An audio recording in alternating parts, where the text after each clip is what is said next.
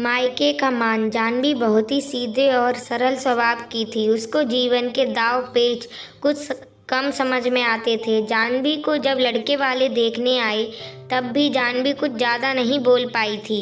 लड़के वालों को जानवी की सादगी पसंद आ गई और बात पक्की हो गई। शादी के बाद पहली दिवाली आई तो जानवी की सास बीना जी, जो बहुत ही सुलझे हुए विचारों की थी, वह बोली, जानवी कल हम बाजार चलेंगे और गीता के ससुराल में जो भी दिवाली के तोहफे देने हैं वह खरीद लेंगे। पहले मैं अकेले जाती थी, अब मैं तुम्हारे साथ जाऊंगी। जानवी सास के साथ गई तो वह बहुत बड़े बड़े शोरूम पर उसे ले गई गिफ्ट खरीदने के लिए और कपड़े लेने के लिए। क्योंकि जानवी मिडिल क्लास से थी तो वह कभी ऐसी जगह पर नहीं गई थी जो उसको बहुत अच्छा लग रहा था। सब उसकी सास की इज्जत कर रहे थे क्योंकि वह उनके यहाँ अक्सर आया जाया करती थी। जहाँ यह सब जानवी को अच्छा लग रहा था, वहीं उसका दिल बैठा जा रहा था कि उसके मायके वाले इन सब की बराबरी कैसे करेंगे।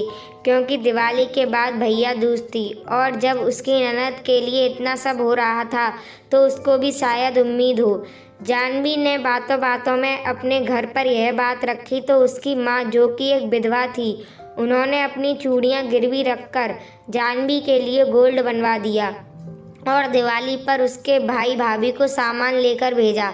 सबने खाना खाया और जानवी किचन में बर्तन रखने गई तो बीना जी ने राजन, जानवी के भाई से एक बात कही। बेटा, अगर बुरा ना मानो तो एक बात कहूँ? जी आंटी जी, कहिए। यह जो भी कुछ तुम लाई हो वो मैं जानती हूँ अपने समर्थ के बाहर से लाई हो, क्योंकि हर लड़की अपने मायके का मान चाहती है अपने ससुराल में। पर मेरा निवेदन है कि 200 रुपये और एक मिठाई के डिब्बे से ज़्यादा मैं कुछ नहीं रखूँगी, क्योंकि भाई का हक होता है बहन को देना, इसलिए यह शगुन और तुम दोनों का प्यार हमेशा मीठा बना रहे, इसलिए यह मिठाई काफ़ी है।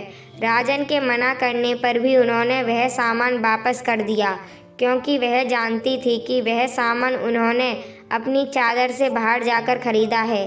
दोस्तों सही कहते हैं कि प्यार किसी दुकान पर नहीं मिलता, बस महसूस करो तो अपने अंदर ही है। जानवी रोने लगी और अपने सास के गले लग गई।